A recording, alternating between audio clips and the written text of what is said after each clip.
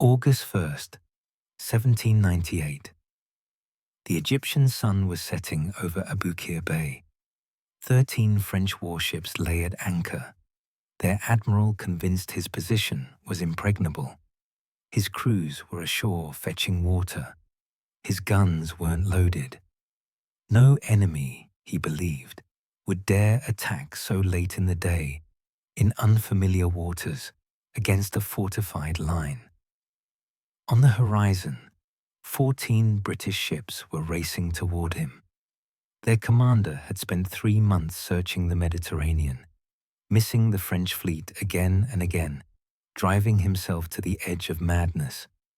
Now he'd found them, and he had perhaps 3 hours of daylight left. What happened next would determine whether Napoleon Bonaparte conquered an empire stretching to India, or found himself trapped in the desert with 35,000 soldiers and no way home. It would decide whether Britain stood alone against revolutionary France or found new allies willing to fight.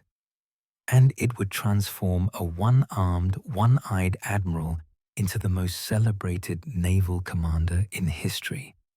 This is the story of the Battle of the Nile. And what you're about to discover will show you how one night of impossible audacity changed the course of the world. Welcome to Britain's history. Today we're diving into one of the most decisive naval battles ever fought, a night action so devastating that it destroyed French naval power in the Mediterranean and trapped the most dangerous man in Europe thousands of miles from home.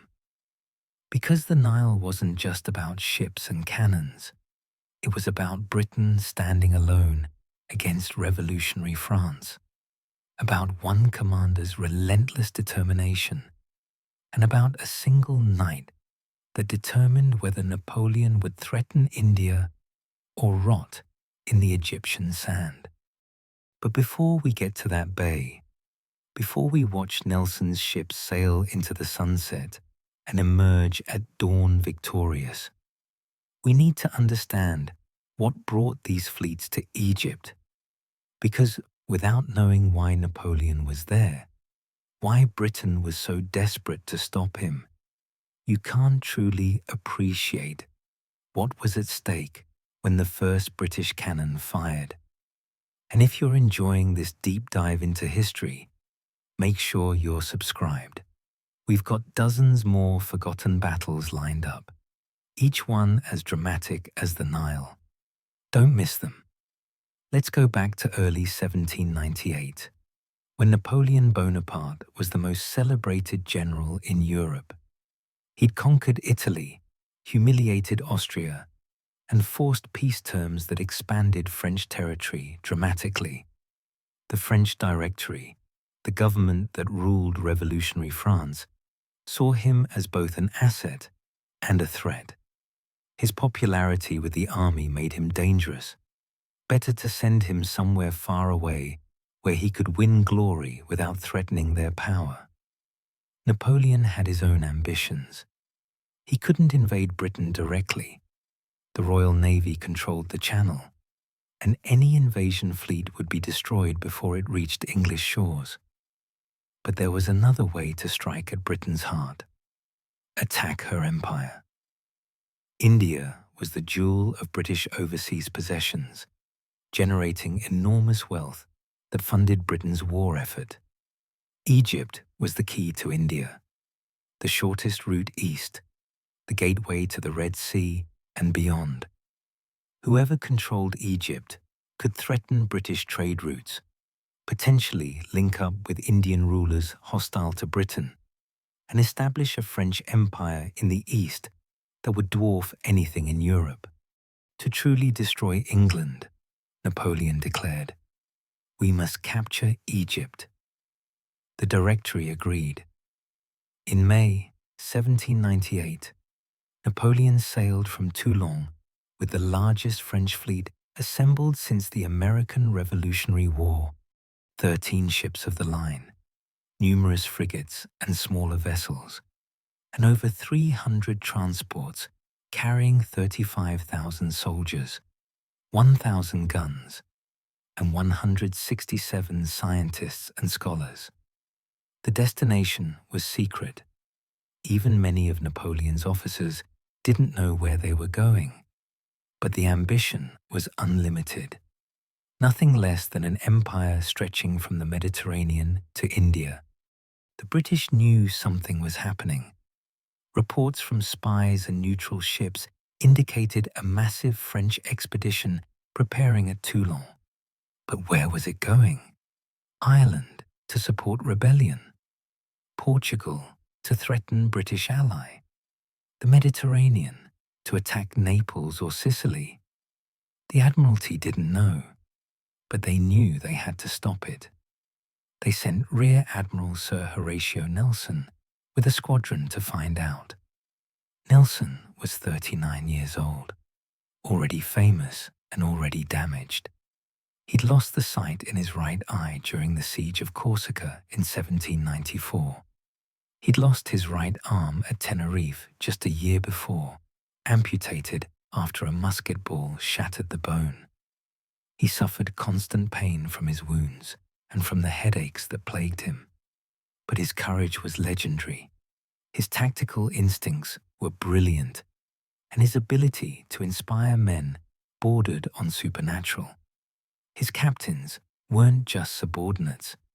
They were what Nelson called his band of brothers, men who understood his thinking so completely they could act without orders. The chase that followed was agonizing. Nelson's squadron missed Napoleon's fleet repeatedly, sometimes by hours. He reached Alexandria on June 28th and found the harbor empty. Napoleon hadn't arrived yet. Convinced he'd guessed wrong, Nelson sailed away to search elsewhere. The very next day, Napoleon's fleet appeared. If Nelson had waited 24 hours, he might have caught the French at sea, where their transports would have been vulnerable. Instead, Napoleon landed his army unopposed. For the next month, Nelson searched desperately while Napoleon conquered Egypt. The French defeated the Mameluke rulers at the Battle of the Pyramids, occupied Cairo, and began establishing their Eastern Empire. Napoleon believed himself secure. His fleet, under Vice Admiral François-Paul Brueys de Gallier, anchored in Aboukir Bay, about 15 miles northeast of Alexandria. Brueys thought his position was impregnable. The bay was protected by shoals.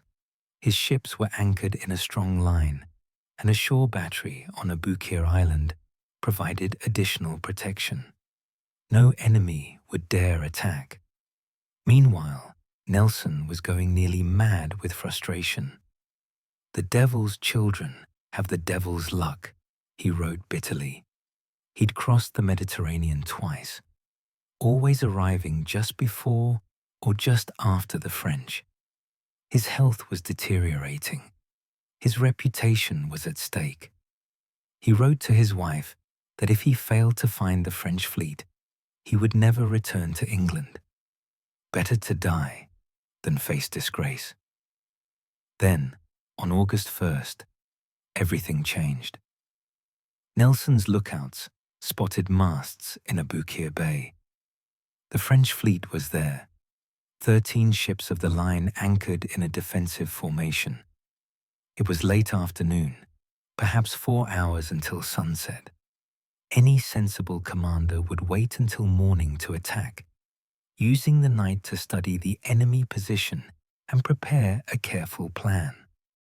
Nelson wasn't sensible. He was Nelson. "Before this time tomorrow, I shall have gained a peerage or Westminster Abbey," he told his officers. Victory or death. There would be no waiting, no careful preparation. The French weren't expecting an attack today. Their crews were tired. Many sailors were ashore fetching water. Their ships weren't fully prepared for battle. Every hour Nelson waited gave them time to prepare. The attack would go in immediately, with sunset approaching and the battle continuing into darkness. Brueys watched the British fleet approach with growing concern, but not alarm. Surely they wouldn't attack so late. His ships were anchored in a strong line, bow to stern, stretching across the bay. He'd positioned his most powerful ships in the center, including his massive flagship L'Orient, a 120-gun monster, the largest warship afloat. His line was anchored close to the shoals, making it impossible, he believed, for enemy ships to pass between his fleet and the shore. Any attacker would have to engage from the seaward side only, facing the full broadsides of his ships. But Brueys had made a fatal error. He'd anchored his ships with room to swing at their moorings, room enough for a skilled captain to sail between them and the shore. Captain Thomas Foley in HMS Goliath, leading the British line, noticed this gap.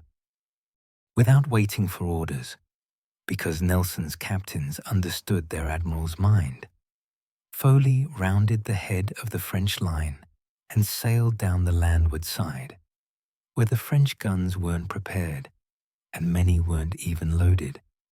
The effect was devastating. The leading French ships suddenly found themselves attacked from both sides simultaneously. British ships to landward, where Foley had led, and to seaward, where Nelson followed. The French crews, many caught unprepared, faced double broadsides they couldn't answer effectively. Their landward guns hadn't been cleared for action. Their shore-facing gun ports were often blocked with stores and equipment. They were trapped. The battle began around 6:30 p.m. as the sun set, and it quickly became a nightmare for the French. The leading ship, Guerrier, was dismasted within 12 minutes. Conquerant followed shortly after.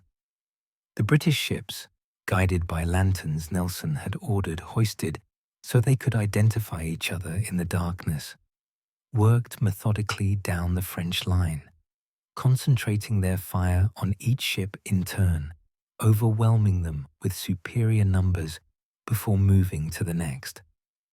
Nelson's flagship HMS Vanguard engaged Spartiate in a brutal close-range duel. Around 8:30 p.m., a piece of French shot, langrage, metal debris fired like a shotgun blast, struck Nelson in the forehead. A flap of skin fell over his good eye, blinding him with blood. He collapsed, crying out, "I am killed! Remember me to my wife." His officers carried him below, certain their admiral was dying.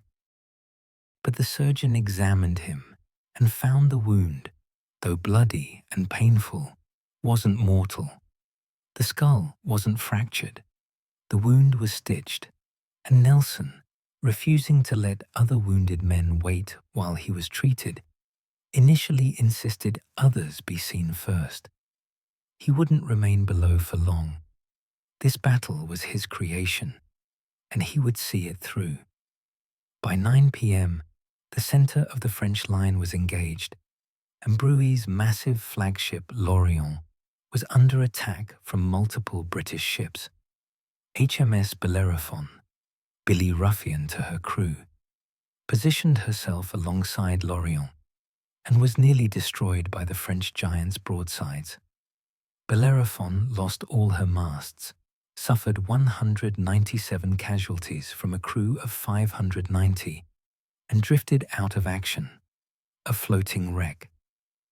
But other British ships took her place, pouring fire into L'Orient from multiple angles. Admiral Brueys was wounded early in the action, but refused to leave the deck. A cannonball nearly cut him in half, but still he commanded, propped up in a chair, until another shot killed him. Command passed to Commodore Casabianca, who fought on despite the fires now spreading through L'Orient's rigging. His 10-year-old son was aboard, the boy who would later be immortalized in the poem Casabianca, standing on the burning deck, refusing to leave without his father's permission. Around 9 p.m., fire reached Lorient's paint store. Flames spread rapidly through the ship's midsection. British and French ships alike stopped firing, their crews watching in horrified fascination as the greatest warship in the world burned. Sailors aboard nearby vessels threw themselves flat, covered their heads, and waited for the inevitable. At 10:05 p.m., the fire reached Lorient's magazine. The explosion was heard 20 miles away. A column of flame shot hundreds of feet into the air. Debris, masts, spars, burning timber, human remains rained down across the bay. Ships half a mile away were shaken by the blast.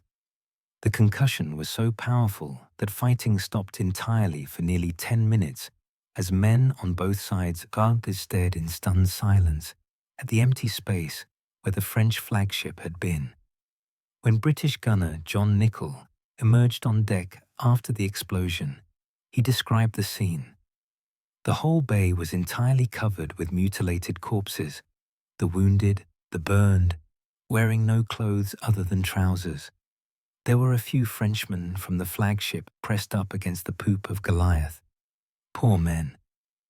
Only about 70 of Lorient's 1,000-man crew survived the explosion. Nelson came on deck to witness the aftermath, his head bandaged, his one good eye taking in the devastation. The battle continued through the night, though with decreasing intensity. By dawn, it was over. Of 13 French ships of the line, only 2 escaped. Rear Admiral Villeneuve fled with Guillaume Tell and Genereux, along with 2 frigates. The rest were captured or destroyed. French casualties were catastrophic. Over 1,700 killed, 1,500 wounded, 3,000 captured. British losses were about 218 killed and 677 wounded. It was one of the most complete naval victories in history. The strategic consequences were enormous. Napoleon and his 35,000 soldiers were trapped in Egypt. Without a fleet, they couldn't receive reinforcements, supplies, or orders from France. They couldn't threaten India. They couldn't even go home. Napoleon's Eastern Empire, which was supposed to rival Alexander the Great's conquests, was stillborn. He would eventually abandon his army and sneak back to France on a frigate, leaving his men to surrender to British and Ottoman forces 3 years later. The political consequences were equally significant. Before the Nile, Britain stood virtually alone against revolutionary France. Austria had been beaten. Prussia was neutral. Spain was allied with France. Britain was isolated, exhausted, and uncertain. After the Nile, everything changed. Austria and Russia rejoined the war, forming the Second Coalition.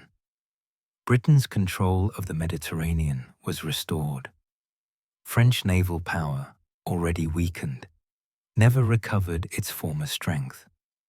The road that would eventually lead to Trafalgar and to Napoleon's ultimate defeat began at Aboukir Bay. For Nelson personally, the Nile made him immortal. He was elevated to Baron Nelson of the Nile, though he thought he deserved better. The Ottoman Sultan sent him a chelenk, a diamond-studded plume that Nelson wore in his hat. Cities across Europe celebrated his victory. He became, in the popular imagination, the man who could do the impossible, attack when no one expected, win against the odds, triumph where others would fail. That reputation would sustain him through Copenhagen and finally Trafalgar, where he would die at the moment of his greatest triumph. From the French perspective, The Nile was catastrophe.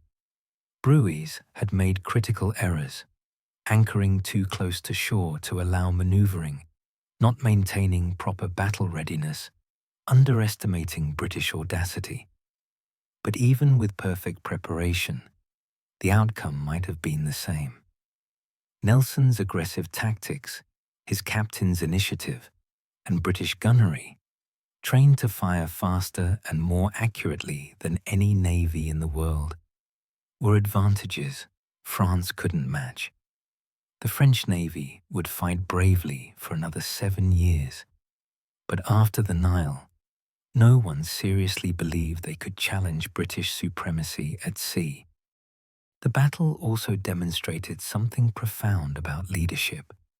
Nelson's decision to attack immediately, despite the late hour, the unknown waters, and the strong French position, was either brilliant or insane. Any other admiral would have waited. Nelson attacked because he understood that surprise, aggression, and moral dominance were worth more than careful planning.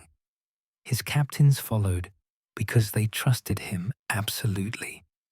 That trust, earned through years of shared danger and Nelson's genuine care for his men, was itself a weapon no French admiral could counter. Here's a question worth considering. Was Nelson reckless or brilliant?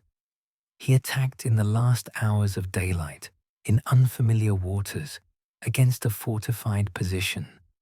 He could have waited until morning, studied the French defenses, and attacked with a careful plan. Instead, he gambled everything on immediate action. What if it had failed? What if his ships had run aground on the shoals? Would we remember Nelson as a hero or a fool? History is written by the victors, but the line between genius and madness is often invisible until after the dice have stopped rolling. What's your take? Let me know in the comments. Today, Aboukir Bay is quiet, peaceful Egyptian waters where fishermen cast their nets.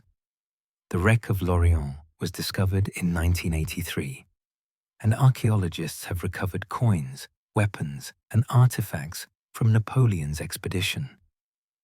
Cleopatra's Needle on London's Victoria Embankment was a gift from Egypt, partly in recognition of the battle, a reminder that the conflicts Nelson fought echo down through centuries.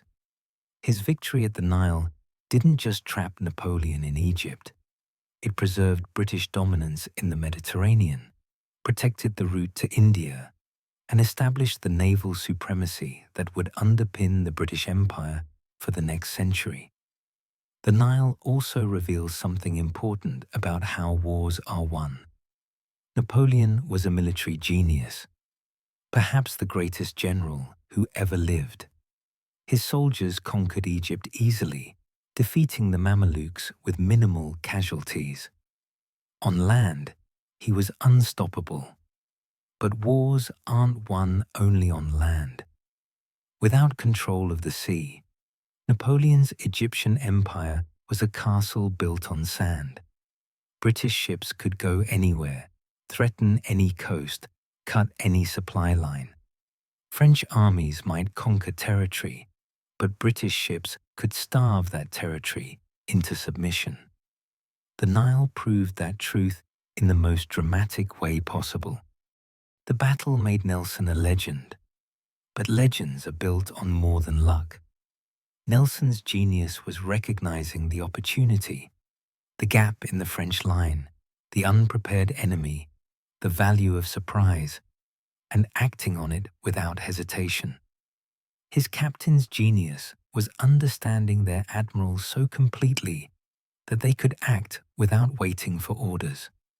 Together, they achieved in one night what months of careful strategy might not have accomplished. They trapped Napoleon, restored British dominance, and changed the course of the Napoleonic Wars.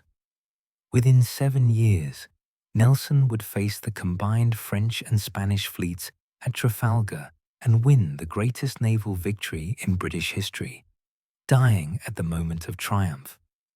But Trafalgar was the culmination of a career that truly began at the Nile.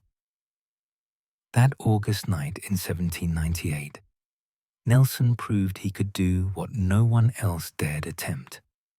He would spend the rest of his short life living up to that standard. If this is the kind of history that fascinates you, the decisive battles, the commanders who risked everything, the nights that changed the world, then you know what to do. This channel exists because these stories deserve to be told. What other naval battles shaped British history? Copenhagen, where Nelson put the telescope to his blind eye. Trafalgar, where he won and died.